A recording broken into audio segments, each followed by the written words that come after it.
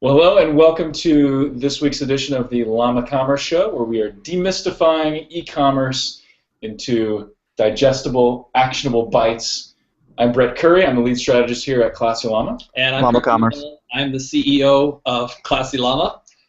That's awesome. And we have here today a very special guest, our first recurring guest, which I think is a really big deal on the show. This is a landmark milestone, and who better to be our first recurring guest than the guy with the coolest name, the guy with the long hair, the lifetime hippie, Ezra Firestone! Woo! Here's what we've discovered. You never explode the rock. Everyone will tell you. They'll try to fist bump you, and then they'll try to explode the rock. You got to change the game. You got to never explode. So when someone comes and they're like, just don't do it. Just my wife and I explode. We think it's super funny because we're really not like that. You guys do the squid? Because you could do the squid, you know. There's a lot you could do. You go squid, but you don't. The jellyfish? What else is there, Ezra? You're teaching me things. I like this. Well, I think we'll stick to one knowledge drop bomb per episode, and I think, squid. Boom. No, don't explode. Don't explode it. We didn't. That was a squid. Did you recognize the that was a good squid action? I did see that. I did see that. Good. Hey, one thing I want to point out, because this is going to be an awesome show, we got some brilliant stuff to cover. We're talking traffic, which is the lifeblood of every e-commerce business, and Ezra's got some wicked cool stuff to talk about, but we would be remiss if we didn't talk about our Mr. Trophy special guy. Guest. Special He's guest. Actually the first recurring guest. He's Sorry, here all the Ezra. time. He's our first recurring guest. This is Ott, as Kurt likes to call him, the one-armed table tennis trophy from circa 1999. This goes to whoever delivers the most value on the show, which is typically me if it's just Kurt and I.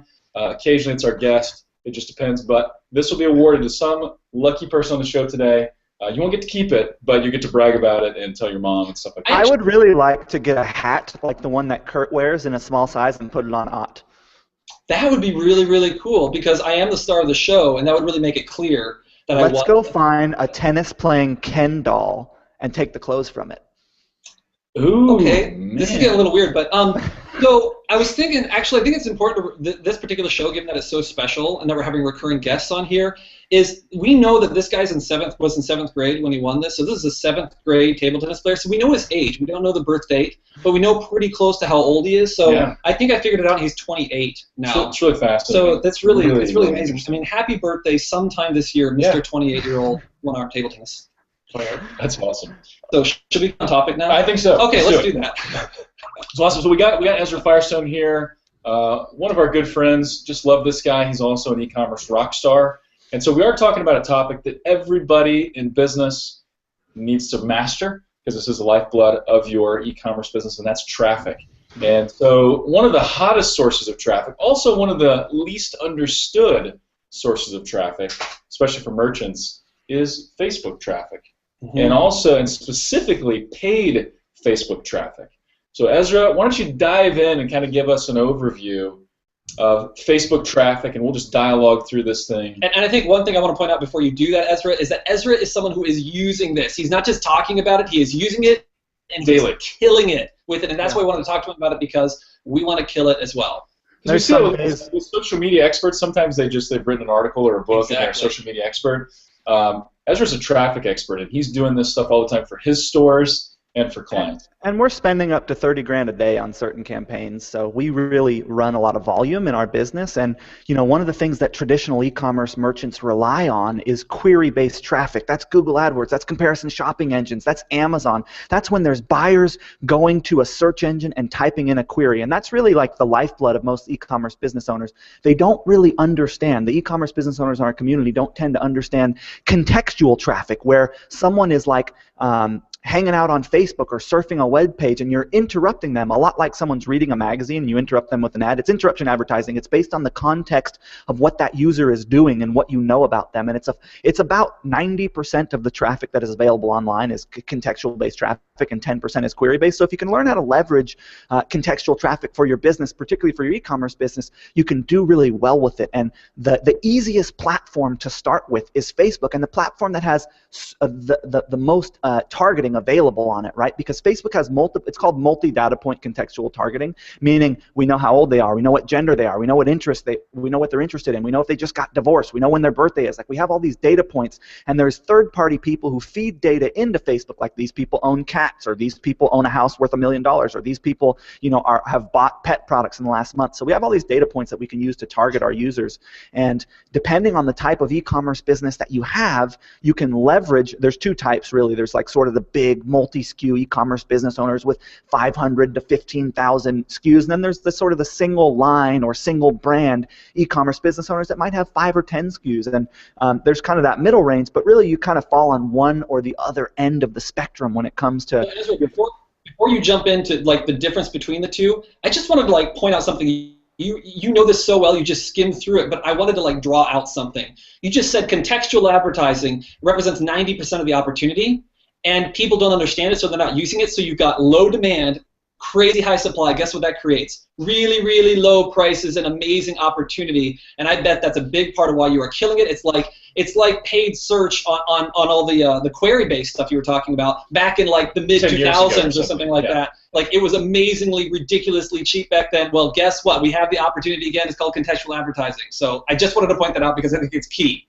Yeah, and you know, people get all like, man, I wish because I was around in the AdSense days when we were spending 3 cents a click and spending 10 grand to build a customer base of 100,000 people. Like, I was around in those days, and in 2008, Facebook was about 2-3 cents a click, and I was around for that. And I think that like there's always going to be that platform. Perhaps it's Pinterest next, we'll see. But like, it's not like you've missed out as a business owner. It still exists. It just, you have to know where to go and how to do it.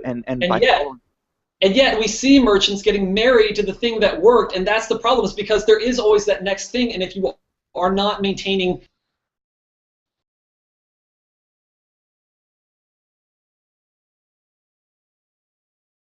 Hey, are you back, Ezra? Yeah, I'm back. Oh, awesome. So what's up? I don't know where we are. It's okay, Ezra. I mean, we've been carrying it. You should. I mean, I was on the spot. I was like, bam, bam, bam, like jokes just coming out. Everyone was laughing, and it was magical. It really was. We barely hung on. So one of the things that I said though while we're waiting is query-based traffic still works. We're running it all the time for clients very profitably. It's still key, but as a merchant, you can't get locked into what you know. And there's so much other opportunities out there, so you got to take advantage of that. And we said Ezra is the one that is always looking at these new things and bringing them up, and we were segueing into you, and we're like, Ezra, where are you, man? And then you weren't there. And I was just like lost in Brooklyn. Exactly. So break it down. Why don't you quickly lay out how you've made this work? Because I'm confident there are people that have dabbled in this and have wasted a lot of money. Let's look at the two. I'm just going to give you two models, frankly. That's all you can handle right now in the time that we have. So here are the two models.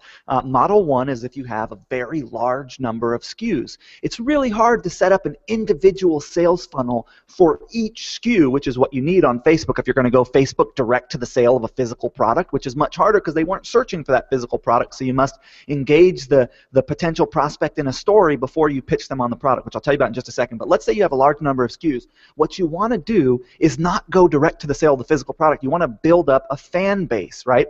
A group of people who are engaged with your fan page. And the way that you do that is you create a fan page that's related to your store, maybe not your brand name fan page. Like, let's say you sell plus-size women's clothing and your brand is Americana. Your fan page might not be Americana. It might be like, you know, I'm big and I'm proud and natural beauty. And then you'd post pictures and images of, you know, people in that category having positive experiences, and you'd market those pictures and images to interest groups of people who are fan pages of other businesses in that area, people who fit that demographic, and you'd build a list of fans, and then you'd run direct response promotions to that group of fans. That works really, really well. That's fundamentally an overview, an eagle-eye view of the model that works for if you've got 5,000 SKUs. You build up a community, and then you do direct response ads to that community over to your e-commerce business. So Ezra, people, the one thing I know I get a response on this particular type of approach is I think merchants are really scared to do this kind of thing because it's an indirect approach. And so, like, I'm going to pay all this money for all these fans, and why do I care about fans? Like, I don't want a bunch of fans. I want a bunch of customers.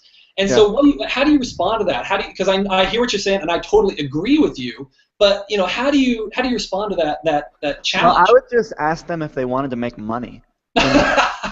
Right? Here's why. Is that Look, closer? Like, do you want to make money or not? Here's the reason. let me tell you the main reason that people, I coach and consult with a lot of business owners from the low six-figure level to the high eight-figure level, and the people who are trying to move from 6 to 7 figures, the main block, the main reason that they're not moving there is they're not spending enough money. It's like that. It's that statement in Spider-Man: "With great power comes great responsibility." Remember that one? Well, if you flip that around, with great responsibility comes great power. If you want to do well, you've got to spend. You've got to reinvest that money into your advertising. If you're not putting 50% of your profits back into advertising your business, you're not scaling as fast as you possibly could be. And this model works really well. I'm using it in my business right now. Yes, it's a long game. We're farming here. We're planting seeds of a mango tree that's going to fruit for 30 years. We're not just going to try and spear a fish. So, hey, if you don't want to take that long-term vision and that long-term approach to your business and build a real asset, that's cool. I've got nothing, I think it's a ridiculous response. It's like it's not being willing to invest and play the long game. And, Ezra, I just want you to know that we, first of all, have a sales position open at Classy Llama in case you're interested. And secondly, I think it's amazing. You just ridiculed the merchant, and they're still going to sign to work with you because you called them an idiot. You're like, you're an idiot. I didn't call him an idiot. I said that because look, it's not about that person. It's that particular response. I think right. You're not stupid. Your response was, I like it. The response is actually an inaccurate. It's not in touch with the reality of the way things are. And that's why I feel so strongly about it, because I know the way things are because I do it myself. So I have personal experience. I'm not just theorizing. I know for a fact that this campaign works. And if you do it, it'll work for you. You have to do it intelligently, but you can because you're brilliant and you follow Classy Llama. And I think that's the key, because I was having a conversation with a merchant last week about Facebook, and they've got no measurement on Facebook. They got a lot of fans, but no sales are tangibly made from Facebook. And I think that's why people are scared of it. But and it is measurable. Well, here's the way you make that actually work. You got to have consistent, high quality, good, engaging content. If you don't have consistent, high quality, good, engaging content, this will not work. You cannot just buy fans to a page that's got nothing on it, right? Got to be consistent. And will you have to pay to get your direct response messages in front of those fans of your page? Yes. But that's fine. You're not going to get free visibility to those fans anymore. It's not how Facebook's EdgeRank or whatever it is works anymore. It's hard. You get 5% of them with your posts. So you're going to have to pay for that visibility to those fans, but it's still ROI. So you're going to get a fan for between 30 cents and $1 in any given market, and that fan can pay you month over month, and you're going to pay to get your message in front of that fan. But if you've got 5,000 SKUs and you're engaging that community of fans with content, you'll keep selling them stuff, and the lifetime value of that customer will be higher than what it costs you to acquire them and market to them. So Ezra, a question that I have is, you've got, like you mentioned something that's really that I'm wondering about is sometimes you want to have your own brand there on your fan page, and sometimes you want to create like a topical fan page. Is there some guidance that you can give for when you do one or the other? Well, I always have my own branded fan page that I send all my customers to and my email list. I always have my own branded fan page, and I am a fan of building brands. That's what I like to do. So I run all my content from my branded fan pages. That's how I do it. A lot of people prefer to have a non-brand associated fan page that looks like it is indirectly pushing some other brand's sales of their product, so it looks like, hey, we're an arbitrary third party who are trying to, saying that this website is good and you should buy the stuff from this website. I don't like to do it that way. They're both effective. I frankly don't think it makes much of a difference whether or not you do it on your fan page or on some other type of fan page. It's easier to advertise from, I love my body than it is from Boom by Cindy Joseph. That headline in your ad, because the fan page name is in your Facebook ad, gets you a little bump in click-through rate, and sometimes we'll run our ads from different fan page names just to test click-through rate on the ad copy, but it's always back to our main fan page. Okay, and ultimately, I think what you're saying is that it does come back to the hero, which is the content. You really do have to have that quality content, and brand or no brand, you've got to have that great content to drive that fan base. Totally. So Ezra, let's talk about, because you've got this funnel. You said you perfected the system. I've seen some of the numbers. You've walked me through this. Let's walk through some of the steps. How do you actually make this work? Okay. Set up a fan page. Produce awesome content, which could just be a picture once a day, a picture once a day. Do interest-based targeting and run ads to that picture and that fan page to generate likes. Then run ads to the fans of that page with direct response links back to your sales page. Fundamentally, that's what it is. So content leading into direct ads related to products. Content to engage the community and build the fan base, and then direct response ads to the fan base and community. And get this, Let's say you have been running your content-based ads to acquire fans to a certain targeting group, right? To a certain targeting group, like people interested in plus-size clothing or whatever, right? Or fans of this particular brand, or people who like fast food restaurant, I don't know, whatever, right? So now when you're running your direct response ads, you're not just running them to the fans of your fan page, you're running them to the same targeting group that saw all your other pieces of content, because you'll make sales from that targeting group as well, even though they're not your fans, because they've seen your content in their news feed. So it's all the people who are your fans as well as all the people that you've been targeting with your content who are not yet your fans. They're just in a targeting group. It's called third contact direct response advertising. They've had a couple, I mean, I have coined this term, third contact direct response. It's what we do in all of our businesses. Cool. We don't hit people with a direct response advertisement until the third contact with us. That makes sense? So in other words, you're promoting all of your direct response after you've hit them 3 times with that content, that rich content. Whether or not they're our fan. Whether or not, so you're still doing that broad shoot, but so you can actually target within Facebook to say they have to have seen 3 things, have 3 impressions of our content before we target them. How do you set that up? You can't. You can just target the same targeting group that you've been targeting with your content.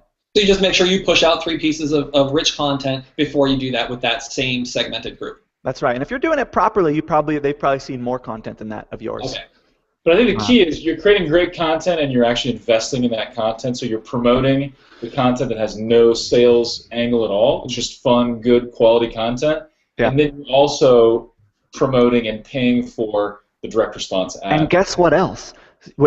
Sometimes that content is an article on your blog, and then they happen to be on your website, and they'll go like, this content also sells. It soft sells. You'll make sales, but it's not the point of it. And when you are promoting an article on your blog, guess what's on that page? A retargeting pixel for Twitter, a retargeting pixel for Facebook, and a retargeting pixel for Google. So you're building remarketing lists on all the platforms, right?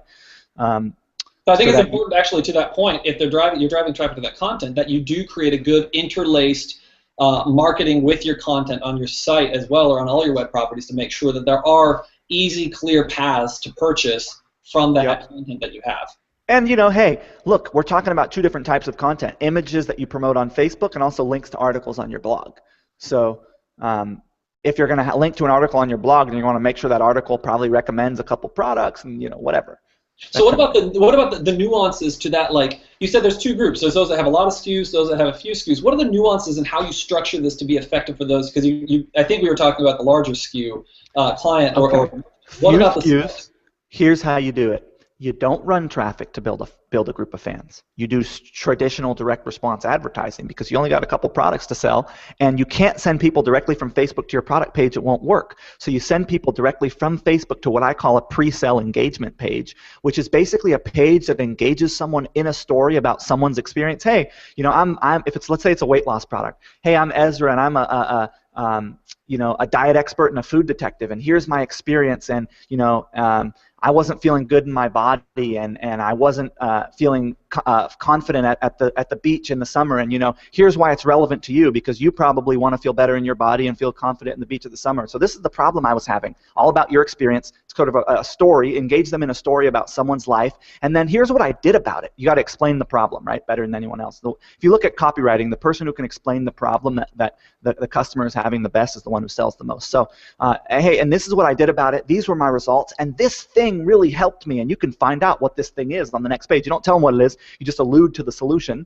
And then basically what you've done now is they click that link to go to the next page, which is essentially a long-form sales page for your product. So instead of now sending Facebook to a sales page where you're chasing someone to buy, you've sent them from Facebook to a page where you're engaging them in a story about something that they now decide on their own accord to go and look at the product. They're chasing your product instead of you chasing them. So it's Facebook. Direct then. You're driving them directly to that page that's specifically designed to engage them and draw them into that purchasing decision, rather than building up that fan base because they only have so few products. It can be much more surgically targeted to create that buying proposition to them.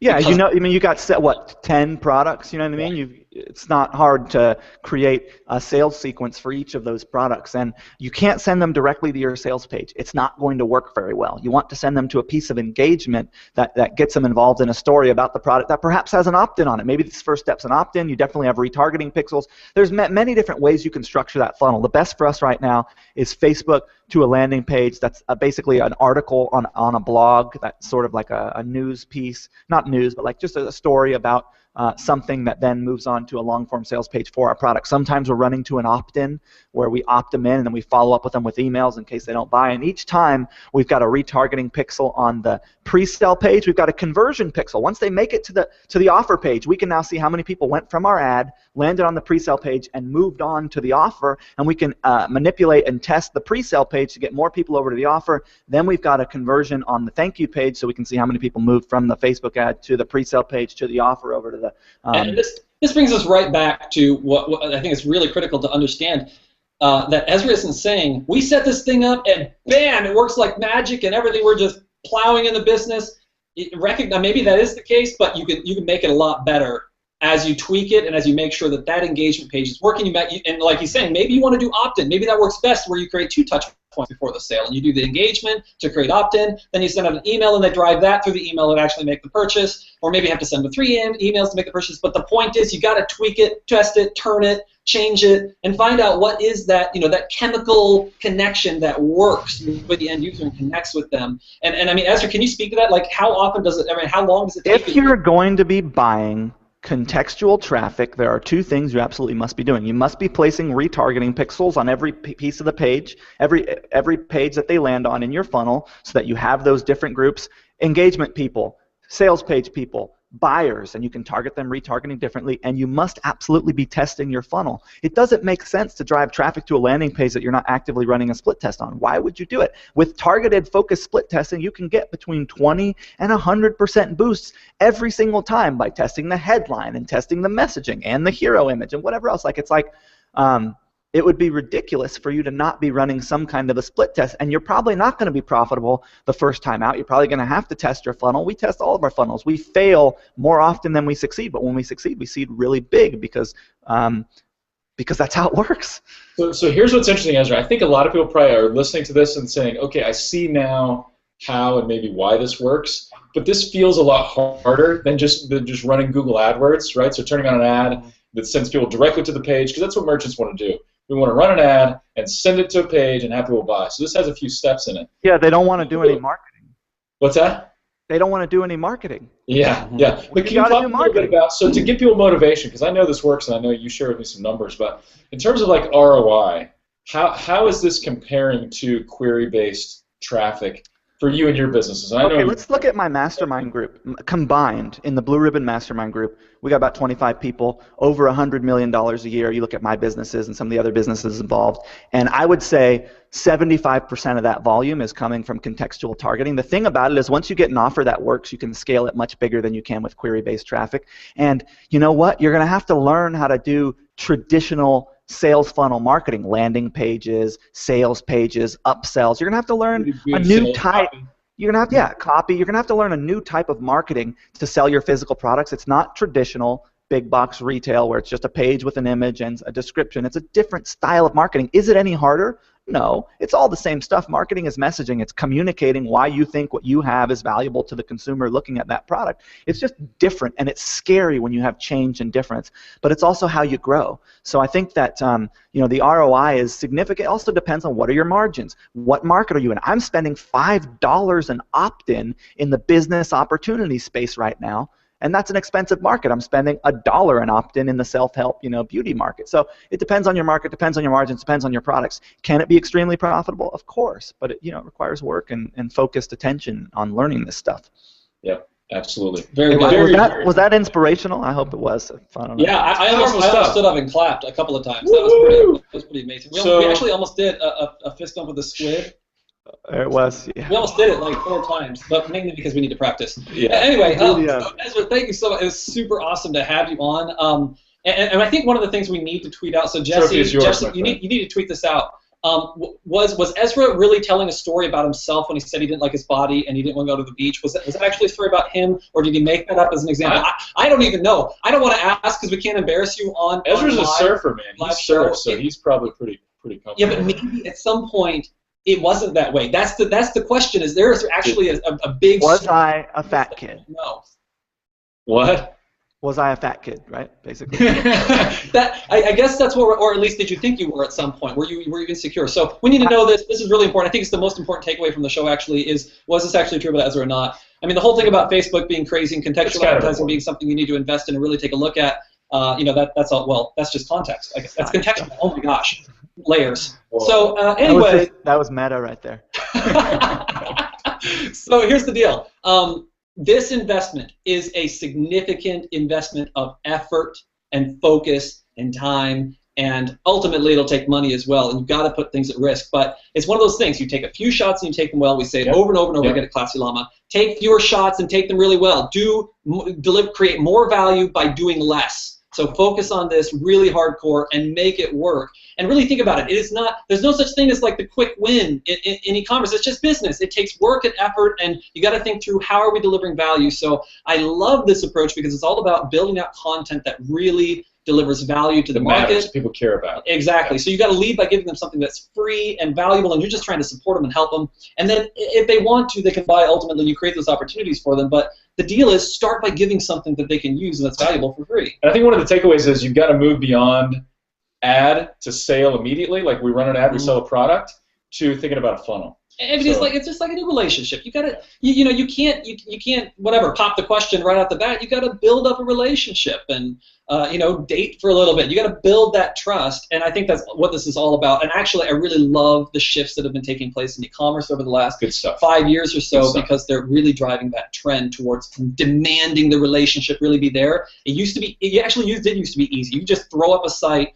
throw up an ad on paid search or whatever, or just get organic traction because there's nobody else competing, and boom, you had $1 million in sales. Run some broad match keywords. Who cares what you're paying? It's just not the case anymore, and I actually really appreciate that because it means that the cream will rise to the top. So Ezra, thank you for helping us identify how that cream is actually rising to the surface right now and how you're making that happen for your clients. So Ezra Firestone, amazing name, hippie, contributor, winner of the trophy, hands down this time. You can take a look at his site, smartmarketer.com, and see what else he's up to. It's just tremendous how much content Ezra's driving through his site. Yeah. I strongly recommend it. Follow it because he's constantly driving quality traffic. And you know what I think we should do, Kurt? I think we should have Ezra on again, maybe regularly even, and start talking about the other ways to drive traffic. Contextual. I think let's focus on contextual advertising specifically. Does that sound good to you, Ezra? Talk about Is that a good specific focus? facets of that. And how you guys are putting me on the spot on the show. I can't really say no. That's right. That's why we do this. We gave you a trophy. We said you're cool. That's right. You got to keep right. going. I mean, you can't. I'd love to come back. I think what you guys are doing here is very cool and very needed for the community. So I'm happy to be a part of it, and I'm honored that you guys want to have me on the show. Cool, awesome. Well, appreciate it, Ezra. As always, really appreciate it. We can say as always because he's been on once already, so now we can say that. But I've been on twice. I said once before. Sorry, once before. 3 shows. Yeah, we did two. We did that's right. We did a double header, so that's amazing. 3 shows, Ezra. You're like a star. It's amazing. So anyway, hey, all of you can connect on our social media. Let us know what you're thinking, what questions you have, if something wasn't clear. What topics you want us to discuss. Absolutely, we want to answer your questions and deliver value that's tailored to the people that are watching the show. So talk back and let us know what's going on. And until next Friday at 11 a.m. Central Daylight Time. Llama Commerce.